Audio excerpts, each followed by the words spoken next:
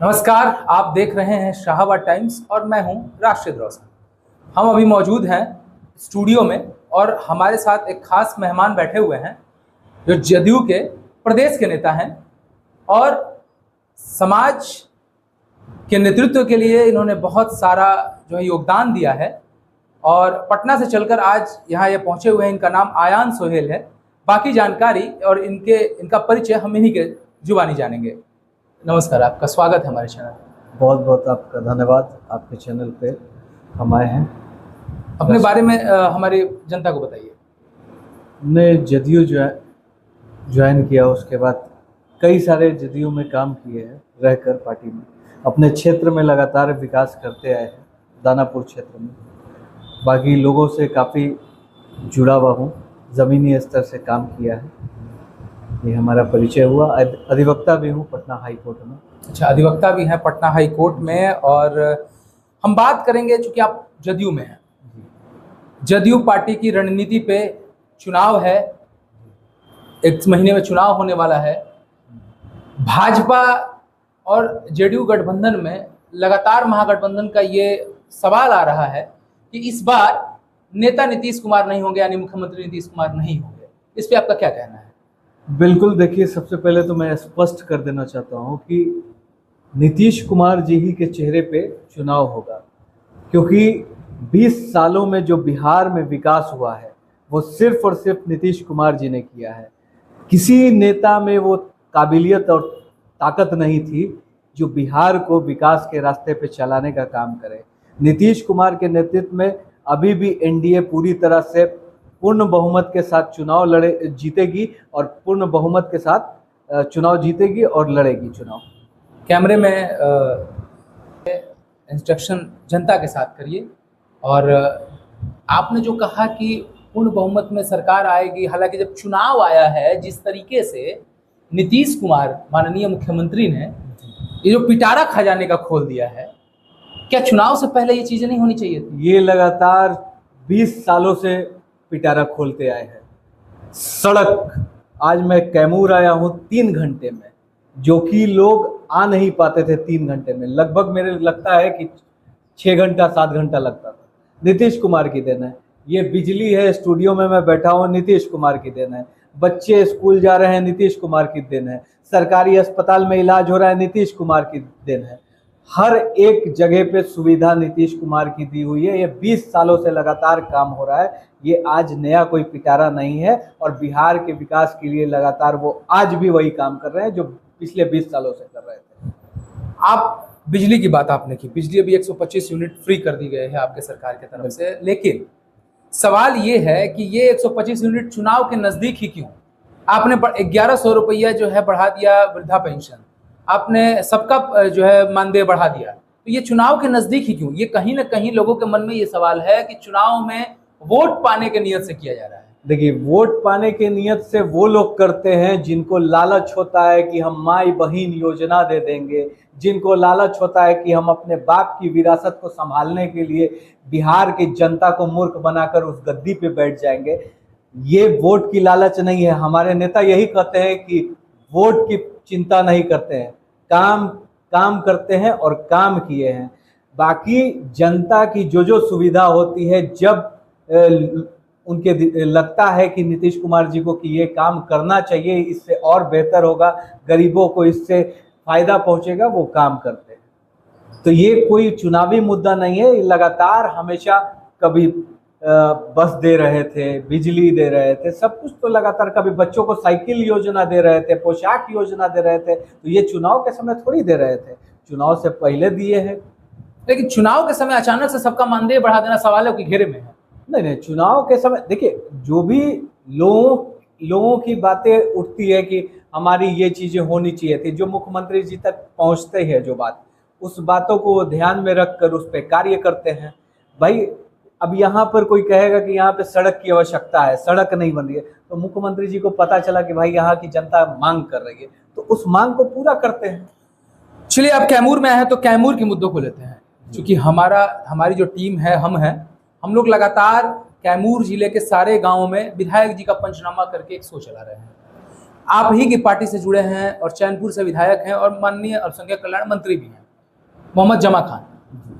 मोहम्मद जमा खान के क्षेत्र में विकास को लेकर हमने लगातार जो है दिखाया है कि विकास के नाम पे लोग सड़कों पे गड्ढे हैं, नल जल योजना आपका जो है ठप पड़ा हुआ है।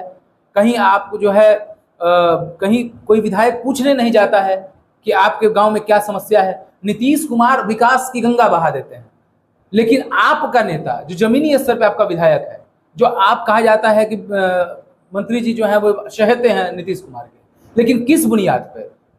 देखिए, अब जमा खान जी की जहाँ तक बात रही तो वो उनके क्षेत्र का मामला है। बाकी हमारे नेता आदरणीय नीतीश कुमार जी अपने हर एक विधायक से, हर एक मंत्री से पूछते हैं कि आपके क्षेत्र में कोई दिक्कत है, आपके क्षेत्र में किसी काम की कोई कमी है तो बताइए। तो अब वो जमा खान साहब जानते हैं कि उनको कराना चाहिए था कि नहीं कराना चाहिए था, हुआ है नहीं हुआ है। मैं तो अभी गया नहीं हूँ खैर चैनपुर, मगर स्पष्ट रूप से ये मैं कह देना चाहता हूं कि माननीय मुख्यमंत्री आदरणीय नीतीश कुमार जी हर एक विधायक से, हर एक मंत्री से उनके क्षेत्र का समाचार जानना चाहते हैं और पूछते हैं, और उसमें अगर कोई कमी होती है तो तुरंत एकदम उस पर कार्रवाई करते हुए काम। अगर काम नहीं हुआ है, विधायक जी के पंचनामा में हमने हर एक गांव में, लगभग 50 गांव में हम लोग घूम चुके हैं। चैनपुर विधानसभा के अधौरा पहाड़ी, जो कि वहां तक पहुंचना बड़ा मुश्किल होता है, हम वहां के गांव तक गए हुए हैं। बिल्कुल, हमने जो भी विकास है, विकास को कुरेद कर निकाला है, कितना विकास हुआ है और उसको दिखाया है, जनता के बीच में रखा है। आपने भी शायद देखा होगा कि लोग क्या कह रहे हैं। देखिए, लोगों की बातें होती है, ठीक है, मगर लोग ये जानते हैं माननीय मुख्यमंत्री श्री नीतीश कुमार जी ने कितना विकास किया है, बिहार की जनता को क्या दिया है। पहले बिहार क्या था, पहले चरवाहा विद्यालय था, पहले क्या स्थिति थी बिहार की, लोग डरते थे, शाम में आपके कैमूर में निकलने से लोग डरते थे। आज शाम हो, रात के 11 बजे हो, 12 बजे हो, आराम से लोग चले आते हैं, चले जाते हैं। कहीं किसी को कोई किसी चीज़ की कोई डर नहीं होती है, कोई चीज़ की दिक्कत नहीं होती है, आवागमन चालू रहता है। अच्छा, जनसुराज डकैती नहीं होती है। अच्छा, जनसुराज कितना असर डाल पाएगी इस चुनाव में, क्या लगता है आपको? देखिए, सबसे पहले तो प्रशांत किशोर जी कोई नेता नहीं है, वो एक बिजनेसमैन है, और बिजनेसमैन सिर्फ अपने बिजनेस के लिए कुछ करता है। बाकी मैं उनको नेता ना मानता था, ना आज मानता हूँ। वो एक बिजनेसमैन है। वो किस लिए आए हैं, क्या करने आए हैं, वो 2025 में उनको पता चल जाएगा। वो जिस तरह से अपना पैसा लोगों से या लोगों के पीछे लगा रहे हैं, या किसी कंपनी के माध्यम से उनके पास इतने फंड आ रहे हैं, उनको 2025 में पता चलेगा। उनके बिहार को ही क्यों चुना हुआ भाई? बिहार आप बात कर रहे हैं उनकी कि वो बिजनेसमैन है। आने वाले मतलब इस चुनाव से पहले आपके ही नीतीश कुमार ने उनको पार्टी में एक पद दे रखा था, क्यों? वो एक रणनीतिकार थे, ठीक है, और वो एक राजनीतिक विषयों पर अपनी रणनीति, अपना चर्चा करते थे, ठीक है ना।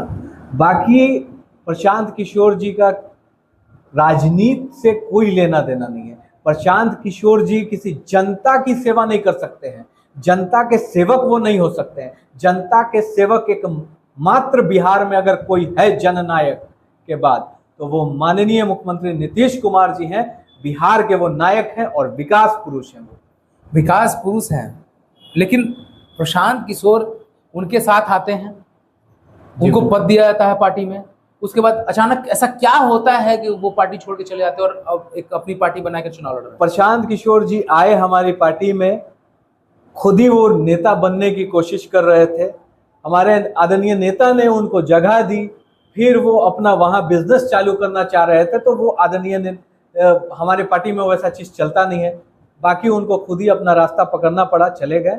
अब वो अपना बिजनेस कर रहे हैं, अपना जो भी पार्टी बना के जो बिजनेस कर रहे हैं, उससे कोई बिहार की जनता को कोई मतलब नहीं है, कोई बिहार में वैसा कोई फर्क पड़ता नहीं। अच्छा, क्या लगता है इस बार सरकार किसकी बनेगी? एनडीए या महागठबंधन? बिल्कुल स्पष्ट है, और आपके चैनल पे ये मैं बता देना चाहता हूँ, 2025 में आदरणीय नीतीश कुमार फिर से मुख्यमंत्री बनेंगे और पूर्ण बहुमत के साथ एनडीए की सरकार बनेगी। लेकिन जमीन पे अगर उनके नेता ने काम नहीं किया है, उनके विधायकों ने काम नहीं किया है, तो वोट कौन देगा? हमारे नेता के विकास पर लोग वोट देंगे, और लोग जानते हैं कि नेता ने कितना विकास किया, नीतीश कुमार जी ने कितना विकास किया, जनता के लिए कितना किया है और अभी तक कर रहे हैं और आगे भी 2025 में जीतने के बाद, आने के बाद फिर से कितना काम करेंगे, वो सारा बिहार की एक एक जनता जानती है। आप अभी प्रदेश महासचिव हैं शिक्षा विभाग में जी, शिक्षा को लेकर क्या नई रणनीति बनाई जा रही है? लगातार शिक्षा की व्यवस्था सुधर रही है, शिक्षकों की लगातार बहाली हो रही है।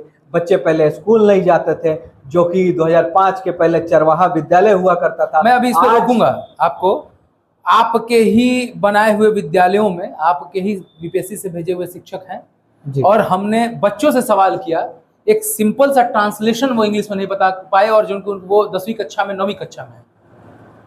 देखिए, मैं तो इसके बारे में नहीं जानता हूं, पर जितने भी अभी शिक्षक आ रहे हैं बीपीएससी के माध्यम से आ रहे हैं, ठीक है भाई, एग्जाम क्वालिफाई कर रहे हैं क्योंकि उनके अंदर वो कैपेसिटी होगी शिक्षा का स्तर पास करने की। शिक्षा का स्तर बच्चे पढ़ रहे हैं, इसी सरकारी स्कूल से पढ़कर लोग डॉक्टर बनते हैं, इंजीनियर बनते हैं। मैं अधिवक्ता बना इसी सरकारी स्कूल से पढ़कर। तो सरकारी महाविद्यालय जो भी है, जो पहले 2005 से पहले थे और 2005 के बाद के जो विद्यालय हैं, उसको आप देखिए कि उसके भवन की स्थिति क्या है, बच्चे के पढ़ने के लिए क्या क्या व्यवस्थाएं हुई। भवन की स्थिति कई जगह पे जर्जर है, मैं आपको साफ कर दूं, कई जगह पे ऐसी स्थिति है भवन की जर्जर हो गई है, उसको सुधार मैं नहीं मान सकता हूं, क्योंकि नीतीश कुमार जी के आने के बाद हर एक स्कूल के भवन का निर्माण हुआ है, नए भवन बने हैं।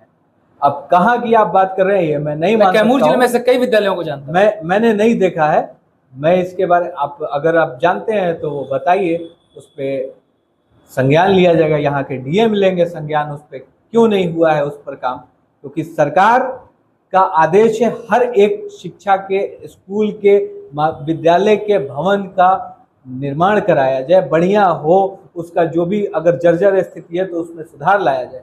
ये करने की योजनाएं चल रही है, अब यहाँ नहीं किया गया। एक सवाल बार बार आ रहा है, प्रचारित हो रहा है कि नीतीश कुमार की मानसिक स्थिति ठीक नहीं है, ऐसे में कैसे सरकार चलेगा? बिल्कुल, नीतीश कुमार एकदम स्वस्थ है तभी तो जा रहे हैं हर जिला में, देख रहे हैं कि यहाँ की क्या स्थिति है, आगे यहाँ पे कितनी योजनाएं देनी है, तो लगातार योजनाएं दे रहे हैं। एक अच्छा स्वस्थ व्यक्ति ही तो ये काम कर सकता है कि अस्वस्थ व्यक्ति, अरे तेजस्वी यादव अस्वस्थ है, नाच रहे हैं, डांस कर रहे हैं, अरे ये एक नेता प्रतिपक्ष का काम होता है? अरे अपने क्षेत्र में जाइए तेजस्वी यादव, पता चलेगा कि क्षेत्र की जनता आपकी कैसे त्रस्त है। आपके भाई तेज प्रताप यादव खुद ही कह रहे हैं कि नचनिया से थोड़े होगा।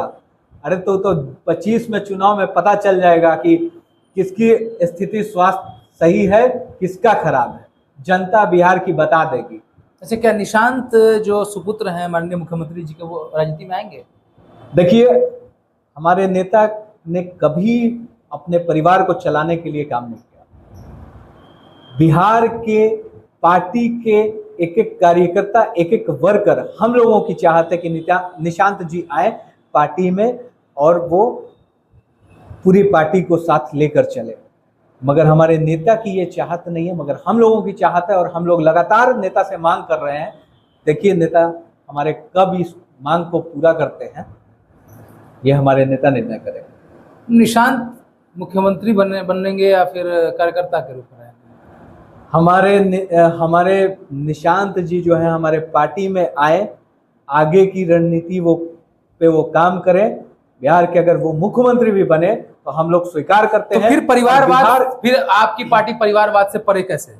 इसलिए है क्योंकि अगर परिवारवाद होना होता तो नीतीश कुमार जी अपने बेटे को कब का पार्टी में ले आते।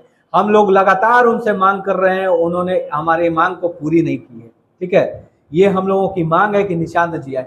परिवारवाद वो होता है कि पिता बैठे हैं, कह रहे हैं बेटा हमारा गद्दी पर बिहार की सरकार चलाएगा, नेता प्रतिपक्ष हमारा बेटा होगा, बिहार का मुख्यमंत्री अगला हमारा बेटा होगा, तो उसको कहते हैं परिवारवाद। ये परिवारवाद नहीं है कि पार्टी के वर्कर की चाहत है, पार्टी के वर्कर की चाहत पे अगर वो देते हैं तो ये परिवारवाद नहीं है। क्या आयान सोहेल भविष्य में चुनाव लड़ेंगे? मौका आएगा तो लड़ा जाएगा, देखा जाएगा, क्योंकि लगातार हमने भी काम किया है।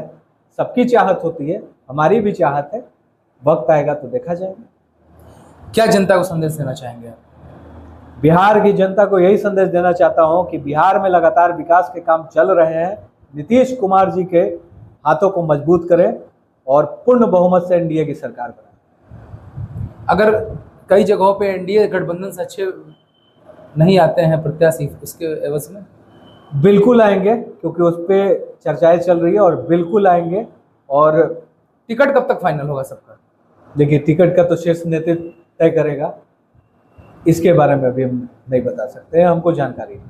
आप लोगों के सीट बंटवारे को लेकर अभी तक इसी कवायद कहाँ तक पहुंची है? चल रही है। अब शीर्ष नेतृत्व इसमें क्या फैसला लेते हैं, वो शीर्ष नेतृत्व। सवालों से आप बच रहे हैं, जानकारी नहीं, आपको भी है? नहीं, लेकिन ऐसा कुछ नहीं है, ये शीर्ष नेतृत्व तय करता है।